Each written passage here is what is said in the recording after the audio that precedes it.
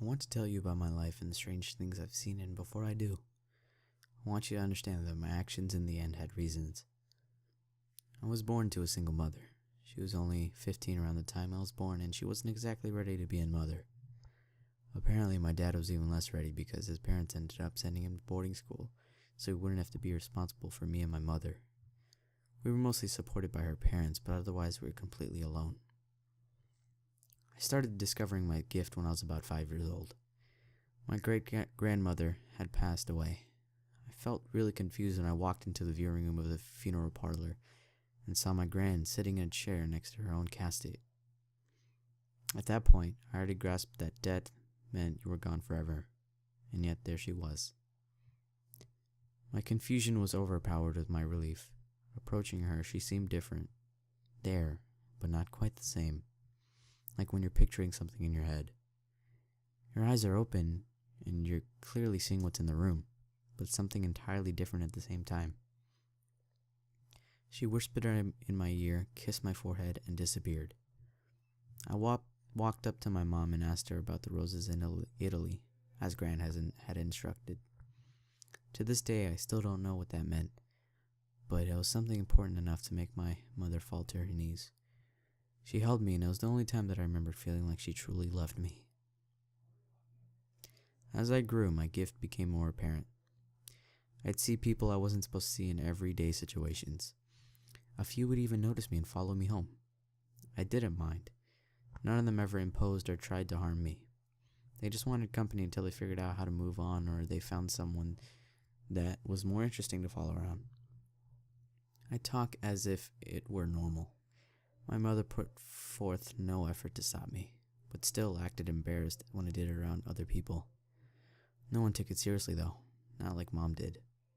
Honestly, I think she feared me for a while. When I was about 8, things changed, and it was all due to Mom meeting a man named Mike. He was lanky, he smelled bad, and talked too loud. Still, he had a more stable job than Mom did, so she fell right into his lap. He wasn't a horrible guy at first, just kind of greedy. My mom told him about my gift, and he came up with a master plan to use me as a pay pig. Post my name up in the phone books as the world's youngest psychic. I don't know if he even believed my gift was real at first, but he learned otherwise eventually. That's how I started to talk to dead people in the living room when I was just beginning to learn multiplication. It was fun at first, when it wasn't the same old tell my mom I love her bullshit. There was a case when I was 13 where I was suing a family who believed the spirit of a 4-year-old girl was haunting their house. They claimed that they didn't intend to make the girl leave, they just wanted to learn more about her so they could make her more comfortable in their home. When I walked into the house, there was definitely no little girl. There was, however, a gray, non-human entity crouched on their 17-year-old son's back. Its skin looked like paper, and its eyes were fully blood red.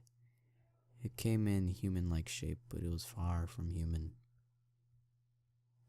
These non-humans were something I called sixes. Sixes are souls that were never even human. They're created out of pure sorrow and hatred. They're negative emotion embodied into an evil spiritual being. They can project the actions of human spirits to confuse their hosts, make them think they're just victims of a normal haunting. Human souls cannot hurt you unless they're extremely sinister, like Bundy sinister. Sixes, however, can along with several other non-human entities. They suck every emotion out of you and radiate so much of their own sorrow and hatred until you either kill yourself or commit a crime so horrible that you'll likely get the death penalty. They usually go after evil, corrupt, or just plain miserable people. They were called sixes because you'd only last 6 months before you lost it. I think I started resenting my mother when I was 16. I had gotten tired of this job. Everyone in town knew me. All the kids at school called me a freak. By this point, Mike had started to drink away all the money that people had paid me to tell them that their grandmother loved them or that their dead child was in a better place. He became violent, angry. He hit my mother and she just took it for a while. Then she started to blame me. If you never would have started to fucking Casper, maybe we wouldn't be in this situation. Completely ignoring the fact that he was her boyfriend, not mine. Not long after that, he stopped hitting her and started hitting me. Then, she did too. Only months later did I start seeing sixes roaming around whenever my parents were near. I would watch this without a word, still allowing them to escort me to jobs. At first, the sixes would stay far away. I'd see them out my window across the street. They creeped closer as time went on, very slowly. My curiosity heavily outweighed my fear. I had only ever seen them on people's backs. I became a bit more startled when they stood at our windows. They knew I could see them, but they disregarded me. I said nothing to my mother the day I watched one crawl onto her back and latch its gaping, teethed mouth onto her shoulder. I wasn't surprised when I saw another on Mike's back later that day. I thought about telling Mike and my mother, calling up a specialist to help get rid of the sixes that had only just begun to trade my sad excuse for a family. Then, I thought about finally being alone. Never having to do jobs they told me to do. Never being subjected to a drunken lecture about my responsibility to support the family.